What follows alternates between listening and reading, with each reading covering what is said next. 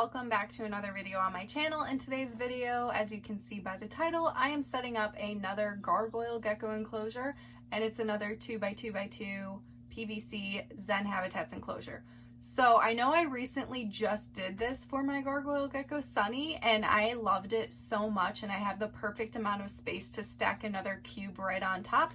So I thought I had to go ahead and upgrade Citrus as well, which is my other Gargoyle Gecko.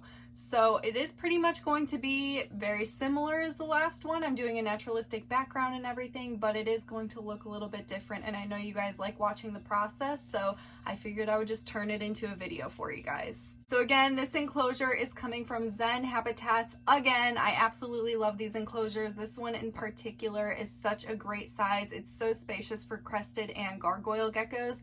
It's made of PVC, which is great at holding in humidity. It also comes with a humidity shield and a substrate shield, and then the door just opens very easily from the front, which I absolutely love. So it is a gorgeous looking enclosure, just fantastic. I love it, my animals love it, so I hope that you guys will love it as well. If you guys are interested in looking at any of the Zen Habitats enclosures or anything, the link is in my description. That is also my affiliate link. So if you guys do choose to shop from Zen Habitats, I would really appreciate it if you use that link, because then I will make a small commission as well, and I really appreciate it when you guys do that.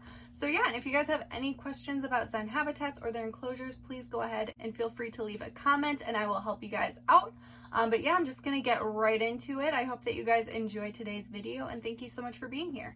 It is finally that time to do another upgrade. This one is going to be for Citrus, who is all the way on the right. It is my other Gargoyle Gecko, and she is gonna go on top of Sunny over here. It's gonna be a perfect fit. So I'm gonna do basically the same exact method that I did last time, and I'm gonna build it halfway and then start spray foaming the back panel. That way it can dry, and then do the other sides, and basically the same exact thing that I just did, but it's gonna look a little bit different. So I just unboxed everything, so I'm just gonna show you guys an overview of all the stuff that I have so far. So these are all of the very important parts that are labeled. There are videos showing how to put all of the enclosures together on the website, so it's very important to make sure, because with the 2x2x2s and the 2x2x4s, there's special parts that have like these little holes and have markings, and you have to use certain parts of the frame. So all of those labeled parts are also in here. These are all the small parts. Those are just the regular frames that I'm going to be using that don't have like labels on them. And then this is the screen top. This, I believe, is the humidity shield, because that is the substrate shield over here. And people get really confused when they get this, because it comes in this brown paper that you have to peel off. It basically just protects it from getting scratched during shipping. So sometimes people see this and they're like, I don't have doors, or I don't have a humidity shield, and because they just have to peel it off.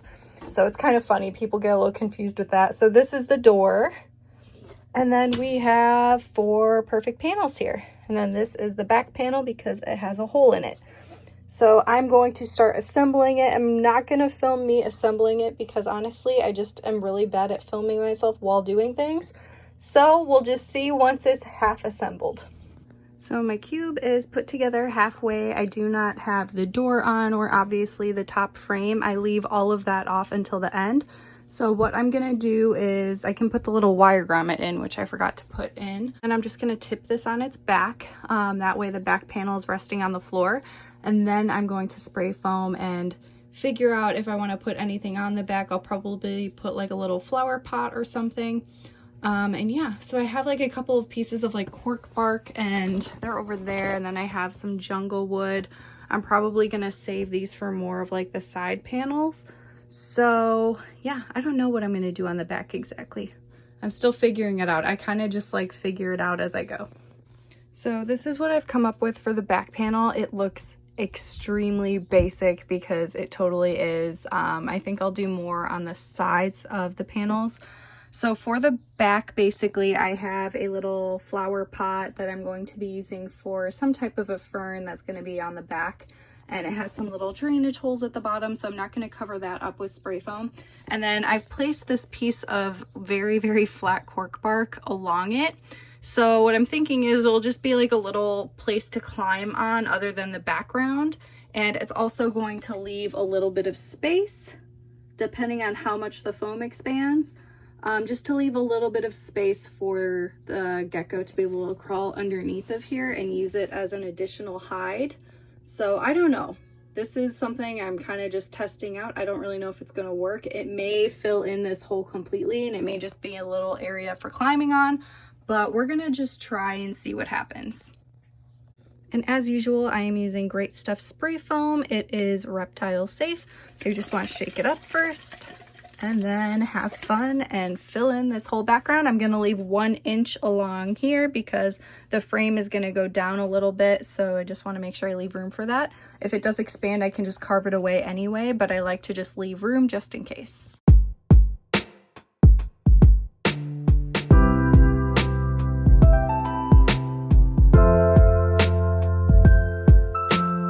So a little recap, I just sprayed everything. I tried to leave a gap in here as much as I could.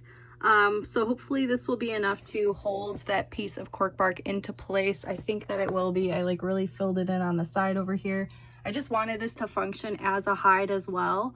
And then I just filled in the top of this. I'm gonna have to carve a lot of this. I'm actually gonna add a little bit more. It's not covering all of that. That's like way too much, but it'll be fine. So now I have to leave this to dry for 24 hours. I'm gonna face it towards the window and put the fan on and fully vent this out. And in 24 hours, this will be dry and then I can flip it and do another side. I'm about to do another side. So I decided because this piece is kind of short, I can't just have it like sticking completely horizontal because it has nothing to hang on to and tape won't work either. So I shoved it into the partially dried spray foam on the other side. It's been like a few hours, so it still has a lot of drying to do, but it's dry enough for me to like flip it and do another side. And then I have this piece. It does have a little bit of spray foam on it already because I've used it before, but it doesn't matter because I'm just gonna recover it with spray foam anyway. So yeah, that is what I have going on right now. I just need to spray foam this side and then again wait, and then maybe a few hours later I'll be able to flip it and finally do the last side that's now on top. I lied, I made one other change. So I'm adding this other piece of cork bark that's balancing right here. So I'm gonna spray foam the bottom and I'm gonna spray foam here a little bit just to secure it and just add more places to climb basically.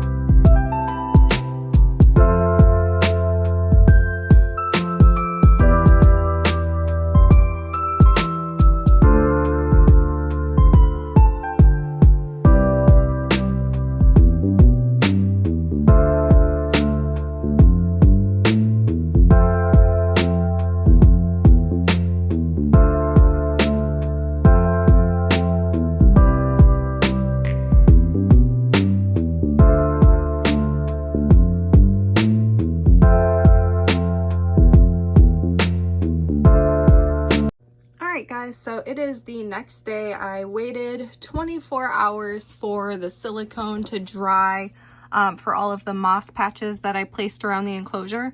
So I used a different silicone this time, and unfortunately it's white, so it's all that I had, and it's normally not what I use, and I don't recommend it because as you can see, you can still see it.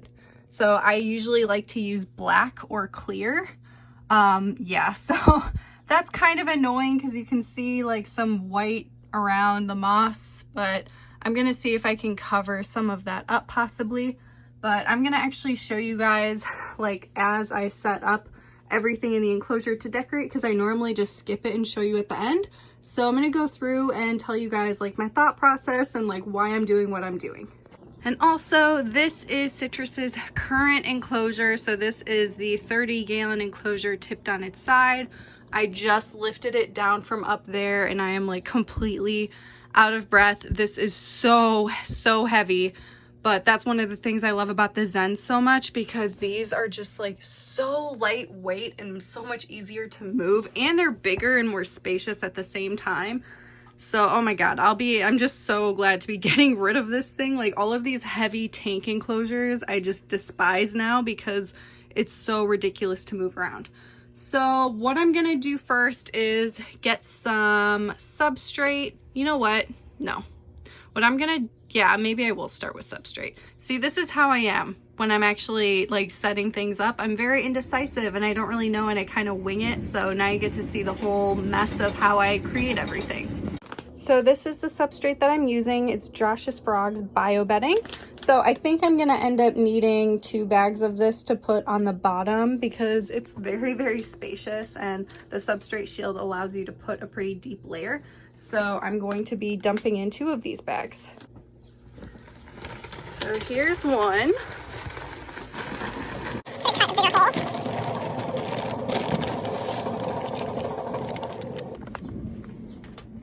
And as you can see, there's like different things, different textures, like there's some sand at the bottom, like they use a lot of different things, so it's good to mix it all around. And this is just one whole bag, and it's like not very deep, so like as you can see, like there's just so much floor space. So I'm gonna go ahead and dump in the other bag now. So this is the second bag. Again, you just want to mix it all up. That's much better. It's thicker. I'm debating putting another bag in, honestly. Yeah, you know what? I'm gonna do it. I'm gonna dump another bag in. I decided to do half a bag because that is a lot of substrate. I basically just want to make sure that there is a lot in here because I'm gonna be putting some live plants, which is what I'm gonna be doing after I just go ahead and put the springtails and isopods in. So I have them over here. We have some dwarf tropical white isopods and then springtails. So this part is super easy. All you do is just dump it in. And then I'm gonna get my isopods, which are in this container, dump it. And then what we're gonna do is mix it around in the enclosure. And what I'm gonna do next is, it's a little bit dusty, so I'm gonna spray all of the substrate and just keep it nice and moist.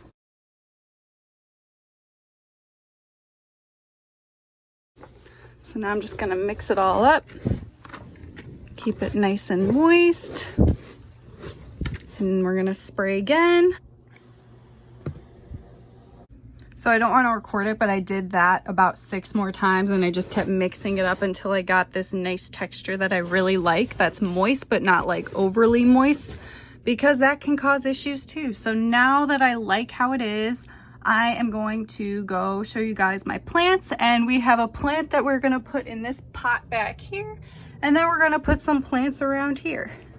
All right, so these are the plants that I got. I got all of them from Home Depot. So basically, because they came from Home Depot, to avoid any issues with pesticides or chemicals that they may put on the plants, it's good to wash them very thoroughly before you put them in an enclosure. The other thing that I did was I tried to de-root them as best as I could and get rid of all of the other dirt that's in there. As you can see, they're like little green fertilizer things. Those can be toxic to animals, so it's best to try and get them out as best as you can.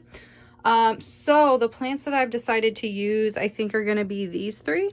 I also have this pothos, but I think I'm just going to use that as a house plant because it's like really, really thick. And I kind of wanted to put it in the pot in the back, but I think that the messy making enclosures is a very messy thing. So I think I'm going to use this one because it's small and it will fit the best. This is it's a lemon button fern. So the issue with this is that it needs medium light, and I don't think it might get medium light. I'm potentially gonna have to add a light on top of this, which would be ideal anyway. So maybe a UVB, I just don't know. I might be able to use an extension. I might be able to make it work. We're gonna see. But hopefully I don't kill this plant. So this one was really impossible to de-root, but it'll be fine because it's gonna be tucked into that pot anyway. So we're gonna go ahead and do this one first. Let me get out of here.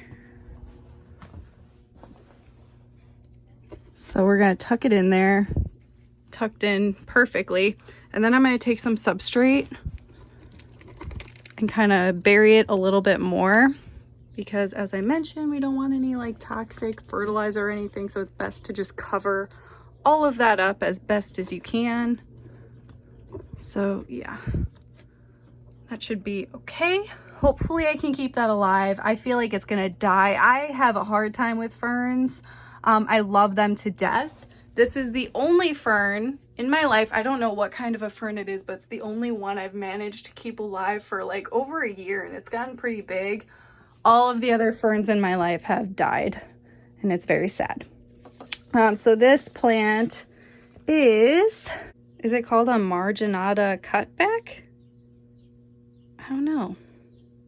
I'm gonna guess that that's what it is. I really like it though, because it's like a tree, so it's really cool for a gargoyle gecko to be able to climb on.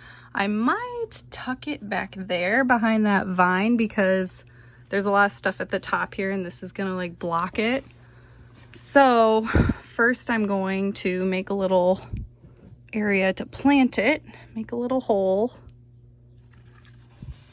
shove it in the hole, and then plant it. All right, cover up any of those little fertilizer things, make it safe, and there we go. Now we have a tree. That's pretty cool. Maybe citrus will climb on it. And then we're gonna take this plant over here, which is I always thought this was pronounced Dracaena. I pronounce all plant names wrong. I think it's pronounced Dracaena. I mean, that's what everyone else says, so I'm gonna assume that's right. So Dracaena lemon lime. All of these were rooted and rinsed off. So I'm gonna set it here. I think we're gonna plant this one in this corner over here. Just kind of winging it, whatever feels right. Then we're gonna cover it with some dirt. Why does it look lopsided?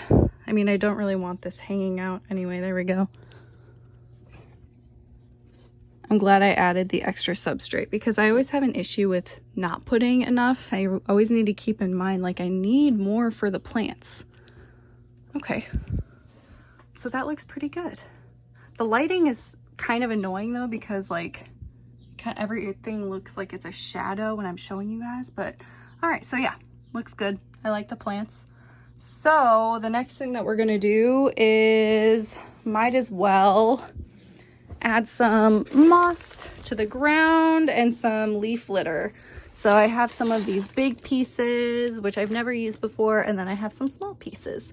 So I think what I'm gonna do is first start with the moss. So this is the mood moss from Josh's Frogs. I just took out a couple of pieces that I like. It's like a little pillow, as you can see. It's very flat and you can just set it where you want it to go. You can break it up if you want to as well.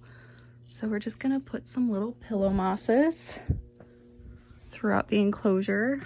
Just add some texture, block the substrate, because I am paranoid about impactions. We'll just put another one there. That looks good. I like it. And then we'll do some leaf litter. So I'm gonna just start with the small leaf litter and toss it everywhere. This is honestly my favorite part of enclosures, is just tossing leaf litter. It's so much fun. It's so satisfying.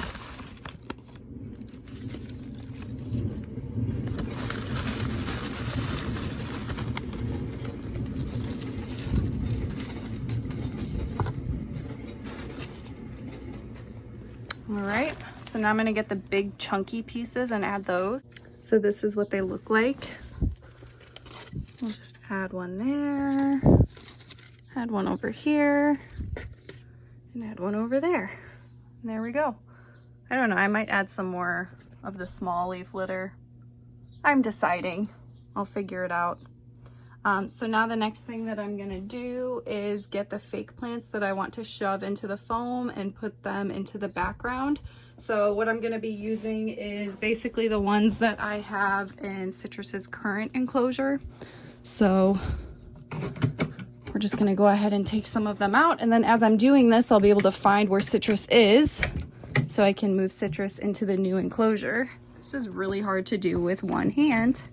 That's another thing I'm not gonna miss about these enclosures, because now I can just easily open a door and I don't have to deal with all of these locks and taking the whole screen off. It's just annoying. So yeah, there's a lot of fake plants around this. Like, this is really nice. Can easily shove into the spray foam. I really like these. Man, this is like in there. Okay. Here's this one. Uh-oh, I'm like breaking this one. Oh, broke that one a little bit. I like this one too. So many. I wonder where Citrus is. Like, as I'm pulling these out, I don't know if Citrus is, oh, I see a tail. Citrus is over there. There's so many fake plants in this one. I'm not even gonna fit all of these in this enclosure, I don't think. I could not do that with holding a camera at the same time, so I shoved that one in back there. So this little area, it's kind of hard to show because it's so high up now, but Citrus can climb and go underneath. It's kind of like a little cave over here. So now there's plants tucked into it too, so that way she can hide in there and feel nice and safe. And there's an additional hide with this one. So there's a cave over here, and then there's also a cave in here for Citrus to go in there as well, and then climb out that way. So there's a lot of little nooks and crannies. There's also this cork bark where Citrus can go in here and then come out the other end. And then there's little peeper holes to see if Citrus is in there. And then I have this fake plant, which is kind of big.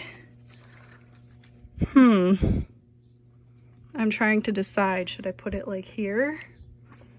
I feel like it's too big over here, but it could cover up that, all this like white stuff. I don't know. I think I'm gonna do it over here. So I did it on the right side. I really like it because it kind of hides this cork bark even more, so she could feel even safer in there. Everything is so hidden. I'm like realizing once I put Citrus in here, I'm never gonna find Citrus unless she comes out. Probably never gonna find her. I already have a hard time finding Sunny. Like, she is normally in here. Nope, I found her. She's over here. She's out in the open today. But she doesn't have as many nooks and crannies, and I still have such a hard time finding her, so I'm sure it's gonna be 10 times worse in this enclosure. So I just added a couple little fake plants. I don't think I can fill in like these huge ones. They're just like way too big. It's gonna cover up way too much space.